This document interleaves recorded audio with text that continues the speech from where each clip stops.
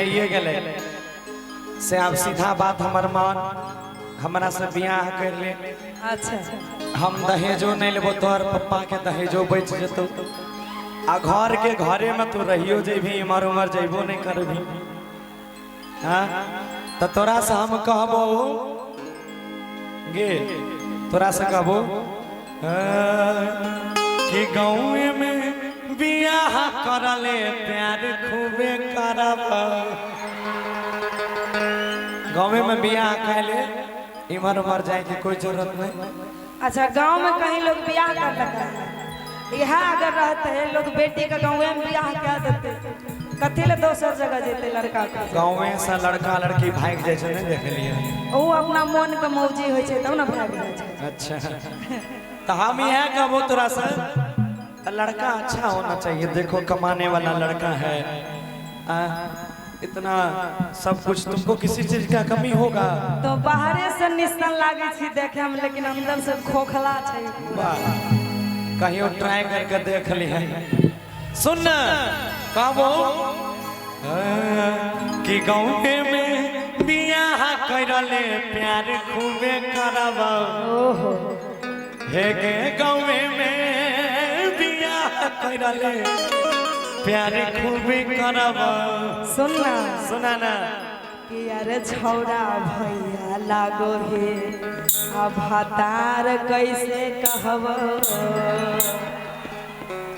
देखो मन में जो पत्थर के लोग पत्थर देखे छे, पत्थरे नजर आवे छे। पत्थर में भोला बा देख ले छे तो भोला बा भेजे छे। लेकिन भोला बा के बात अलग छे। अहिनो एक गाना हम गावना छलिए, तोरा याद है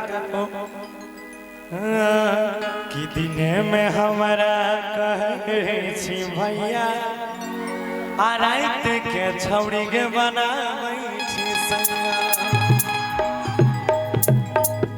आई तुम्हारा हमर बात मान कि गांव में बियाह कहले आराम से रहे। आइए सुशील भैया 1 2 3 4।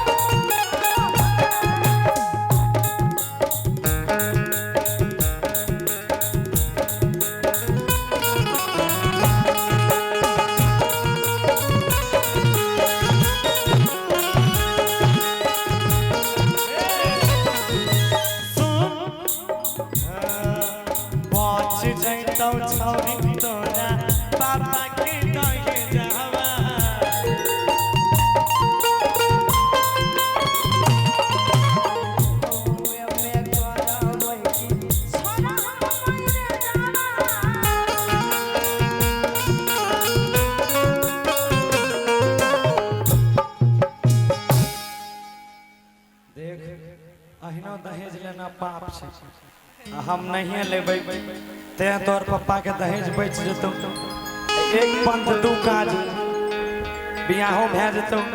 तेन कहलियो कि बच जैतौ छौरी तोरा पापा के दहे जावा कि अरे गाँव में करे आई के अरे छौरा हम मरे जावा कर लेना नहीं रे आइएगा भैया अरे बच जैतौ छौरी तोरा पापा के दहे जावा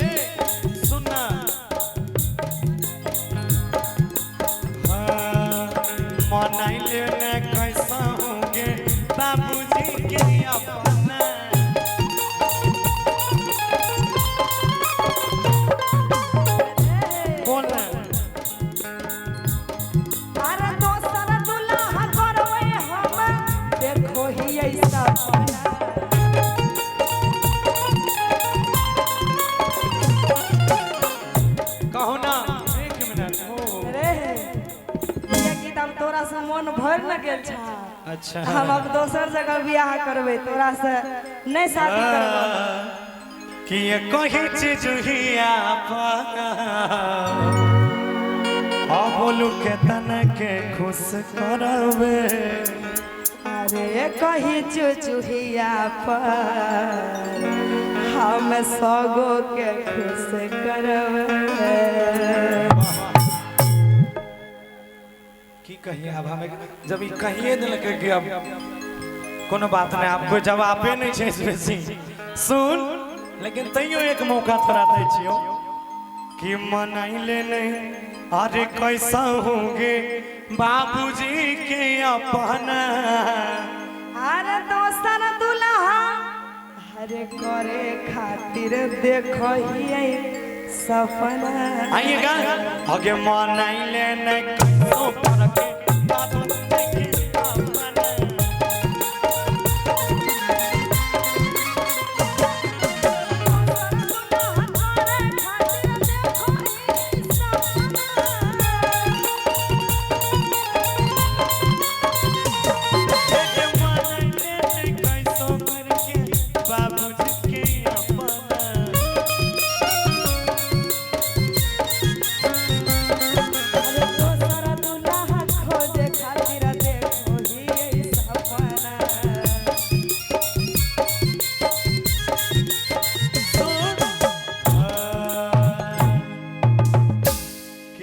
सेवा में यार तोहरा रहब ओहो जे जखन तू कहबै तखन तोरा इनका हम देब लेकिन हमरा से बियाह कर लेना आ तू जे हमरा से बियाह कर लेभी त कोई बोलते ने तब बोलते बहुत आदमी कोई नहीं बोलते। जते अच्छा न सब ताना मारे लगतो काल कहते उषा यादव अब दोसर बियाह के ललके गौरव ठाकुर से। अहिनो जाने से सब हो नहीं जाने से देखे सब के जाना। हे गे तोरे सेवा करैले तैयार हम रहब। सुनना सुना ना कि अरे छौरा भैया लागो